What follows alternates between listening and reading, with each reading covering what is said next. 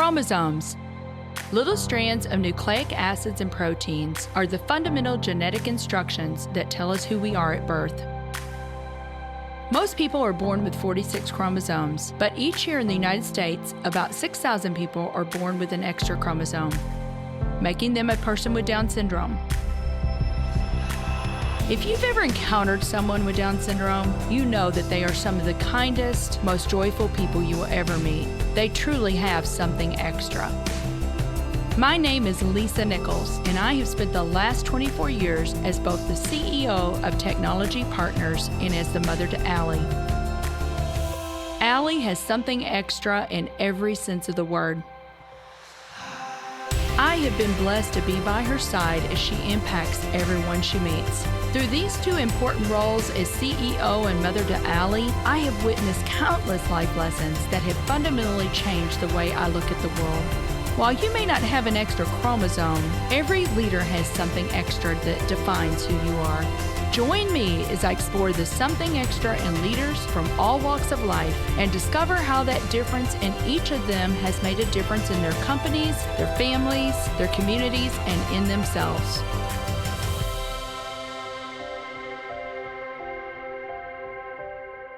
I'm excited to have Tarah Williams on the show today. Tarah is an author, podcaster, and personal business development coach at Stalk Your Destiny. If you like this episode today, please go to Apple Podcasts or wherever you listen and leave us a 5-star rating. So Tarah, I am so excited to have you on the podcast today. Thank you so much for making the time to be on the show. Thank you for having me. You and I were talking, and my goodness, I think we have to give a shout out to our mutual friend. Yes. LaSalle Lobster, right? Yes, absolutely. And she's like, you two need to meet one another. And I think we probably met the first time maybe a year ago. Yes, we did. And have been talking about having you on the show. So I'm so grateful that we're able to make this happen. But let's just start out. I mean, my goodness, we've got so much to talk about. You are a mom, you're an author, and I didn't realize this, but now you have 11 books that you've authored, and we'll talk about that. You're a personal and business development coach. You've got 3 boys. You are a busy, busy woman. Yes, I am. Busy and blessed, right? Absolutely, yes. Yeah. And I know, Tarah, that your mission is to get people to realize their true purpose in life, very important, and give them the tools to go step by step into their destiny so they may live a life of abundance and fulfillment. I don't know one person that wouldn't sign up for that. Well, you'd be surprised though people are not ready. Yeah, right.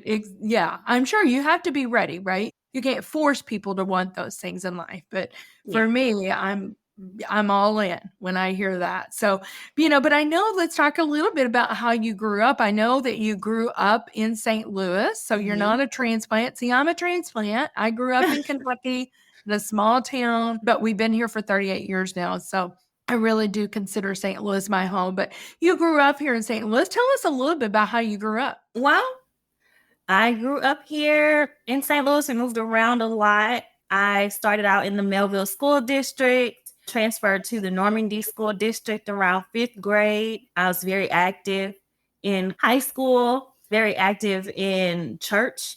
And so I danced from 8th grade all the way up to my high school graduation day. I was in the choir. Basically an overachiever is what I've learned, because I was in the newspaper staff, the marching band, all those different activities. And then with church, being an usher, being a junior deacon, things like that. But I wouldn't necessarily, I could say I was raised in the church, but I can also say that it was very practical, learning from real life and learning about God as well. And so I've always been the child that kind of wanted to help, as well as the kid that wanted to lead and then also be left alone, as an introvert as well. Is that right? Wow. Yes. I would not have guessed that you would label yourself as an introvert. You seem so extroverted to me. I am such an introvert. I am extroverted, I believe, when it's necessary. So I'm okay with controlled spaces and I'm okay with small gatherings, but I will go around large gatherings if I have someone with me. And that person will definitely know that I am completely anxious and they would probably be helpful in that. It's helpful for me to be out with an extrovert in large crowds because they're comfortable and that kind of gives me a little bit of security being in that environment. Right. Well, so you said something that made me chuckle. You said I wanted to lead. So, I mean, you had that leader, moxie about you, obviously. Was there a particular area that, well, you said you were a junior deacon, so you probably had some of that, but, when was your first entree, would you say, Tara, into leadership? It probably was actually at church. It probably was being a member of the usher board. Well, I eventually became president of the usher board, president of the youth choir, president of the junior deacons. And I could say that it was by default, but it wasn't. My age was like falling in the middle of the older kids and the younger kids. So I guess somebody had to do it. And I was just on fire about God that I was like, okay, I'll do it. I don't care. Oh, that's awesome. That was going to be my next question of you was, did somebody see that in you and tap you on the shoulder, or did you raise your hand? And it sounds like you were just like, I'll do it. I mean, that took some courage and some confidence on your part. Yeah, the part I left out about my childhood was child sexual abuse. And so starting to go to church at 12, I felt like God was saving me. And so serving at church was like my thank you to God, because he saved me from something that I didn't realize at the time was reality. I thought it was a dream. And so that was my safe place. Mm-hmm. That was my safe place. So, and it was free. I could be myself at church. Wow. I'm a little speechless right now because I did not know that was in your background. Yeah, I didn't put that in the bio. I probably Right. should, but it's Well, kind of hard to throw it in there.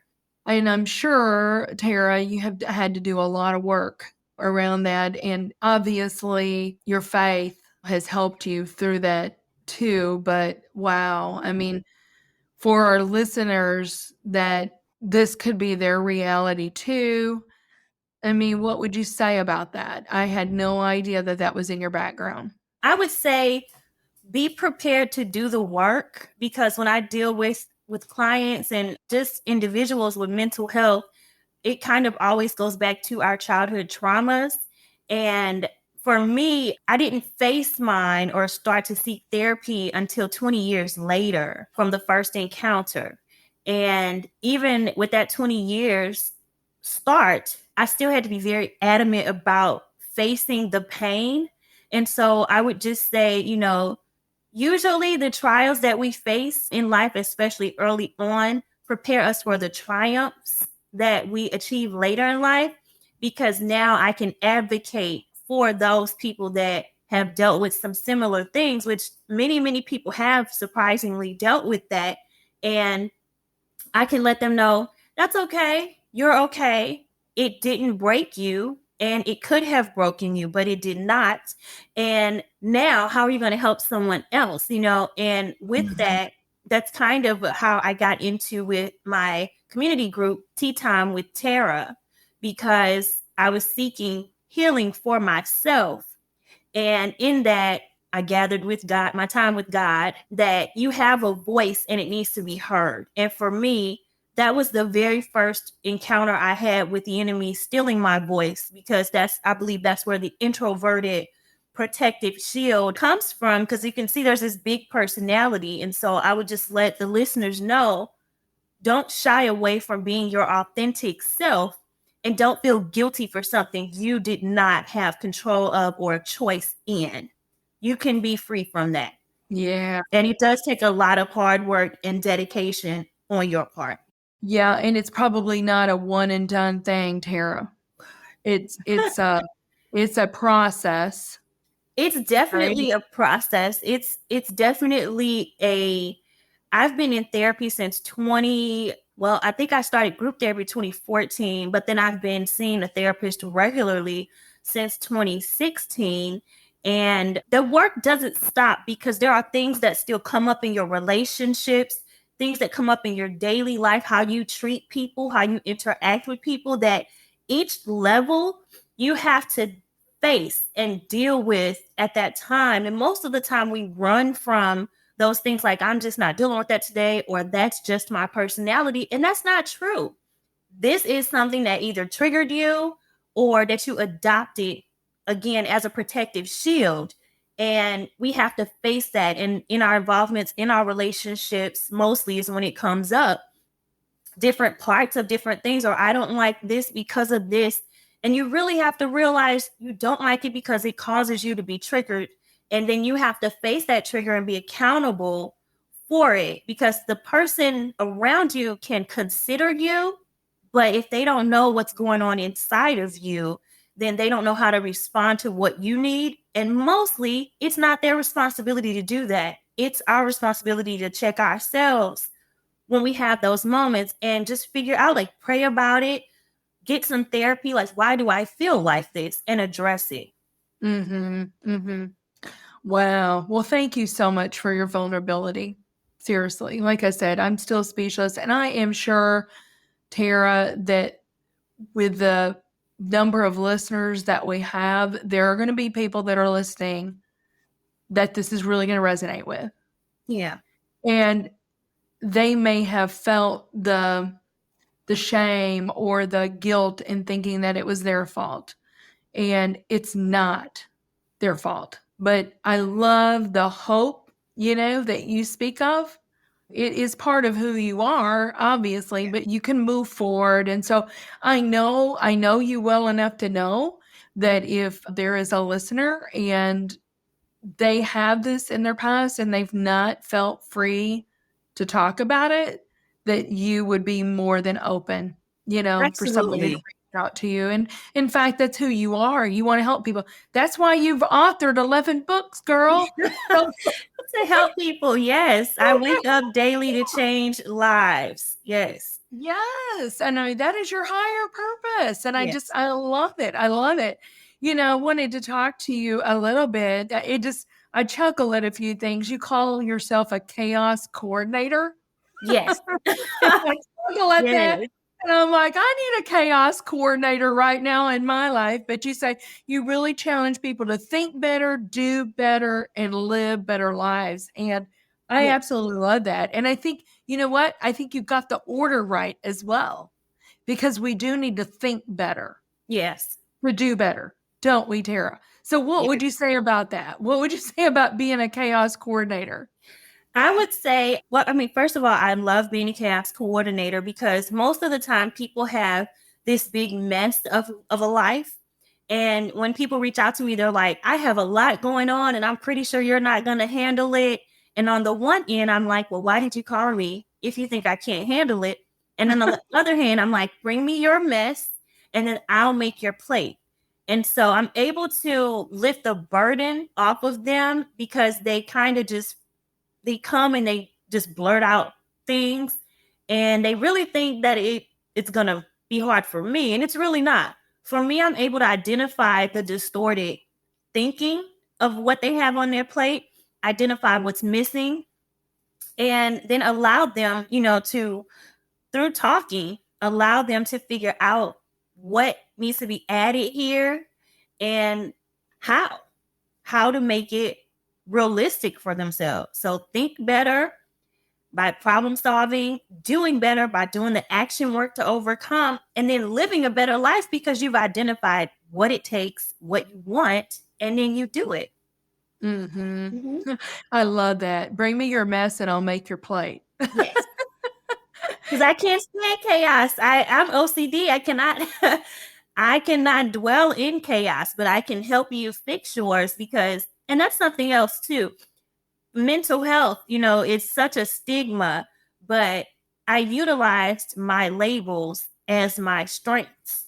And so my OCD is how I can organize or coordinate chaos of others. I can help them to organize what they're dealing with and make it easier for them by using what people call the weakness, which is, having a mental disorder. Sure. Oh my goodness. I have never heard that before, but that is brilliant. Using your OCD, your obsessive compulsive disorder, to help other people bring order out of their chaos. That is Yes. that is amazing. Well, I know I do want to talk about mental health because, you have the book Until and Then Again. Yeah. And Chronicles of a Narcissist Wife. So mental health is something that traditionally, Tara, we don't talk about a lot, but it's something we need to. And Yes. it's something that, because there's a lot of people, and especially even, I don't know the stat, I have not read the stat recently, but even the last few years with the isolation, Yes. I was talking to someone not too long ago, and she was just telling me about the struggle of one of her children with the schools being shut down and the isolation and so I mean, I know, and I don't know the exact stat, but mental health, anxiety, depression, honestly has been at an all-time high the Yeah. last few years. But you talk about it, the Chronicles of a Narcissist Wife. So tell us a little bit about that story, if you would. Well, the Chronicles of a Narcissist Wife, Until and Then Again, the Chronicles of a Narcissist Wife, that was my voice on paper. And what I mean by that is when you're in a narcissistic relationship, and just to be clear for the listeners, a narcissist can be male or female. It does not matter what your gender is to be labeled with narcissistic personality disorder. Multiple people can have narcissistic traits, and it's not always bad because you can use those traits in business and things like that. However, people with narcissistic personality disorder, their victims typically are isolated. Their victims typically do not have a voice. Their identities are taken by the narcissist because of the isolation, because of the abuse and all forms of abuse as well. So the book was an accident. It was that I felt like, even though I had like my bestest male friend ever, I had him that I could talk to every day. My relationship was so up and down. It's such a crazy roller coaster that it drained him. And I had him to talk to. I had God to talk to. And so this really was my journal. It was just me dealing with what I was feeling, expressing what I was feeling to the person or thing that would listen, which was my pen and paper or my notes on my phone. And so God had revealed to me that I had a book in that. And I was wondering, well, what would this book do? And what it does is it shows the inside of what a victim is dealing with, because you can't tell looking at somebody like, oh, you were in a narcissistic relationship. Yeah, whatever. You can't tell looking at them, because once you come out of it, if you do the work to heal, you get better. But if you don't do the work to heal, you just look distorted. And my little brother even said I looked like a battered woman in my marriage. And I was wondering, well, why wouldn't you say something, But everyone has their own weight to bear. And so this book is a voice for victims of narcissistic abuse or narcissistic relationships. And again, it can be for male or female, but you see my delusion in self. You see how I literally lost my identity. I wrote in the book, I'll just disappear. I'll just fall into my roles as a mother and a wife. And I didn't notice that till I was getting ready to publish the book that I wrote when I lost my identity.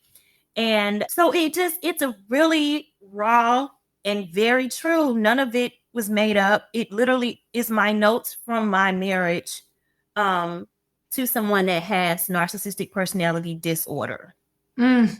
I am sure this is going to resonate with a lot of people. We do need to take a quick break, Tara. I have so much more. I have pages and pages of notes here. And I hope that we can touch on a few more things, but we do need to take a quick break, and we'll be right back on the Something Extra podcast with Tara Williams.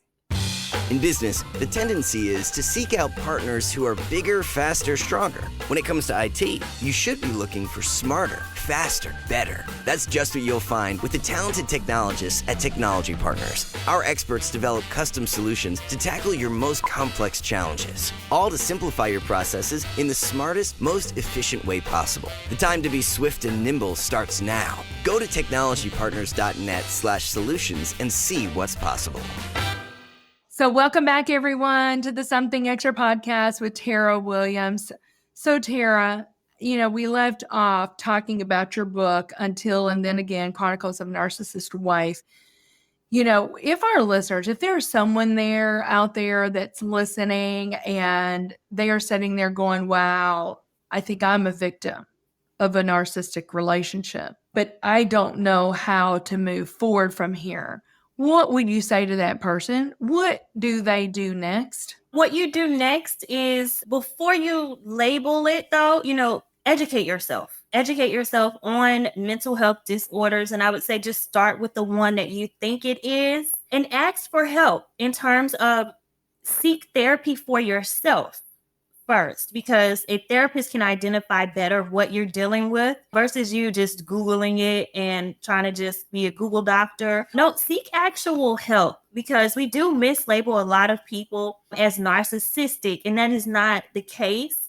However, if you really are in a relationship with someone that has that personality disorder, I would say definitely seek therapy and then create a way forward in terms of an exit plan that is a safe strategy. Now, my narcissist divorced me. I was never leaving him. And so I felt like I was someone that could navigate it, even though I was horribly depressed. And, I was not where I am today. And so understand that you cannot fix a narcissist. There is no cure. However, therapy for yourself and even therapy for the person that you may be having troubles with, suggesting that is definitely a way forward for a way out. Yeah, very good. Great advice. Tara, we got so much more to talk about. I mean, we've already talked about this. You are such a faith-filled woman. Yes. Here's what you say about yourself. You say that both your experience, and we've seen that today. I mean, you've had a lot of experience in your life, and your faith in God qualify you to be a great teacher. Yes. And I love the way you put that. Putting those two things together is what gives you the qualification, yes, really, to teach others. But I want to dig into this. I mean, again, you've written 11 books. I want to talk about your Earthly Branches, the 12-book devotional series. And one of the things you and I talked about offline is the way you got this structured, you say that there's a daily question. Yes. And I love that. It's like one daily question that you can focus on a day. It's probably a reflective. I have to ask you, and I'm putting you on the spot here, but what is the question for today, Tara? Let me see. Today's question is, are you finding satisfaction in your work? Like in the work of your hands? We know in Ecclesiastes, it tells us, everything is meaningless except to eat, drink, and be merry and find satisfaction in the work of your hands. So are you finding satisfaction in your work? It's a good question. It's a really reflective question. So I love it. I just love that. And I'm keeping it simple kind of person, Yes. Keeping it simple. That's why I love choosing the one word for the year or the two. The last 2 years I've not been in compliance, Sarah, I can tell you, because last year it was my one word, which was really 2 words, was love more. Mm-hmm. And I have a friend that is a branding expert, Bill Ellis. You may know that name. He was a marketing executive at Anheuser-Busch. But he said, it's okay, Lisa, just put a hyphen in there and you'll be in compliance. Okay. And then this year, my one word is be still, which is really not one word. But yeah, I was failing miserably at that for about the first quarter of the year. I'm doing better now, though, Tara. So I'm doing better at being still. I love the simplicity of the question of the day. I love that. So let's talk about your company, Stalk Your Destiny. Why did you name it this? What do you mean by that when you say stalk your destiny? Well, I mean so Stalk Your Destiny began when I actually went to group therapy for the child sexual abuse. And while there, the ladies were saying, you should be leading us. And I was like, well, I'm here to get help too. So I'm here with you. I need help. And from that, it was Stalk Your Healing. But because the topic was so painful for me to deal with, the fact of other people being hurt in that way as well, that was too heavy for me to handle at that time. Then I went to my OCD and I said, well, what am I good at? I'm good at organizing. So business, I can help people with business. And the name Stalk Your, that first part of it, came from like stalkers. Stalkers have such a bad reputation. You hear the word stalker, you just immediately think negative things. But in this case, stalking your destiny is literally stalking something that belongs to you, because we can go after all the things that don't belong to us, but what truly belongs to us is our destiny. And that's the thing we give up on the most. So why not be like a stalker and go after your destiny relentlessly? And if you fall, trip, get arrested, whatever, stalkers do, get back up and keep going, because they don't give up. Yeah. Mm-hmm. Yeah, I love that. I mean, because they don't give up, right? And that's what you're talking about. So yeah, don't give up on your destiny. Well, you have a book that's titled ABCs to Stalk Your Destiny. And I love this. Again, see, I'm a simple person. I love simplicity. And so the way you've got your book structured is the ABCs, literally. Yes. So From A A to Z. stands for accountability, B stands for balance, C stands for chance, D stands for direction. And so you talk about each of those areas. So I love that in the way you structured that. Yes. And actually that's where the Stalk Your Destiny company, that was the basis. That is the foundation for the entire company. It's the ABCs to Stalk Your Destiny. And so that interactive book is literally just for leadership purposes in an individual or a company. There's actually a course that goes with that and everything. And so it's just doing the work to get from point A to point B. And these are the things that you need to Stalk Your Destiny, because in Stalk Your Destiny, we focus on identity, which is who you are. We focus on direction, which is where you are and where you want to go. And then we focus on the accountability, which is how you're going to get there. And so then outside of that, with Stalk Your Destiny, the purpose is to mend, mentor, and motivate. And so this book kind of gives you that encouragement along the way of your path, the insight. And I love what one of the readers said. She said she loved the application of it, with it being interactive. You give so many business books that just leave you with knowledge and nothing to really do next with it. And so it gives you all of that in a very easy to read book. It's not something very lengthy. It's just from A to Z, simple as 1, 2, 3. Okay. So girl, I have read part of the book. Okay. But I will tell you, I did not read to the end. It's okay. So I have to ask you, what is the Z? The Z in Stalk Your Destiny is zeal. Oh, that's an awesome word. I love it. I love it. Zeal. Yeah, I think about, passion for life, passion for, that's wonderful. I love it. Yes. Well, oh my gosh, we've got so much more to talk about, but I know we're running out of time here, but I'm just going to park on this for 1 minute and then we'll talk about something extra. Okay. You talk about a morning routine. Mm-hmm. And you say we can often, and I see it especially in women, Tara, we can often overlook ourselves. We can overlook us. And to me, a morning routine, for myself anyway, I'm speaking from just Lisa's experience, it's imperative.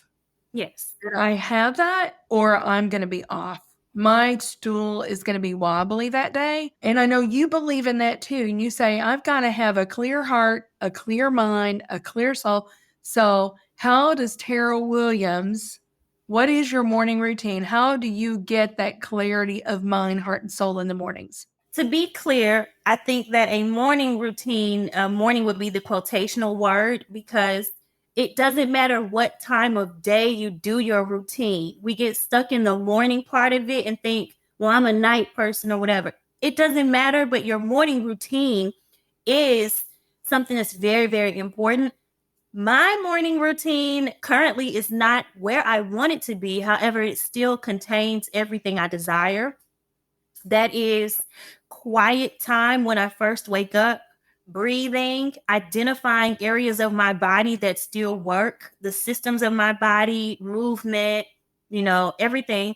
Thanking God for the activity of my limbs. So prayer, first gratitude, then prayer. And then if I can, I go into, on a perfect day, I would probably go into music ministry, getting up and moving around. I would go into a sermon or a motivational video, usually both, because it's never one or the other with me. It's always a sermon or something. And if I'm led to before or after that, then I will just do quiet time with my Bible and my prayer journal. And I think that most people don't understand that if you want to strategize your business as a believer, turn off everything and open up a journal and your Bible, because everything that I do and everything that I have was not my idea. All of this came directly from God. I wanted to be an attorney.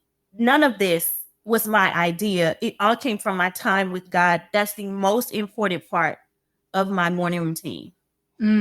That's beautiful. I love it. I love it. I love it. It's just important. And to your point, everybody's morning routine can look different, but it's a time to get centered. It's a time to, I love the way you put it, get clarity of mind, heart, and soul. Because if you're going to be the leader that you need to be, Tara, you got to take care of you first, right? Absolutely. I always say you can't pour out what you don't possess yourself. How can you do that? Because you're pouring out of an empty pitcher. Yes. Oh, all right. Well, let me ask you, what do you believe is the something extra that every leader needs, Tara? The something extra that I believe every leader needs is transparency, because every leader is responsible for changing another person's life.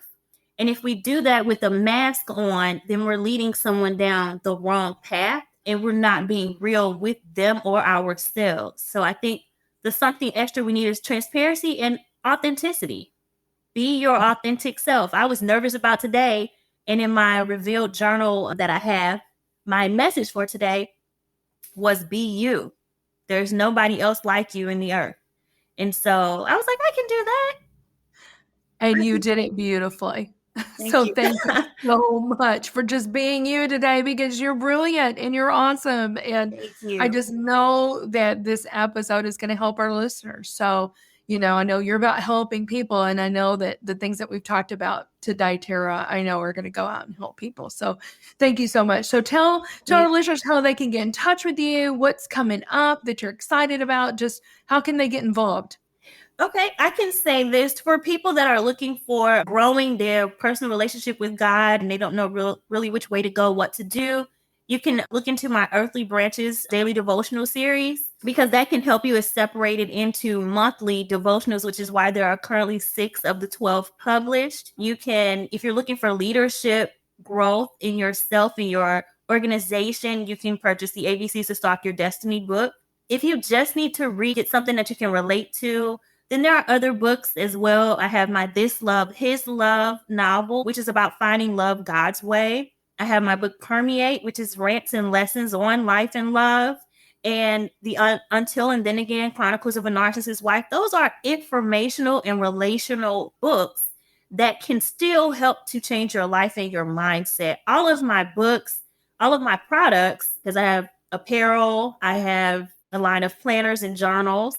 All of those things can be found on my website. That's www.stalkyourdestiny.com. And that's STALK, like a stalker.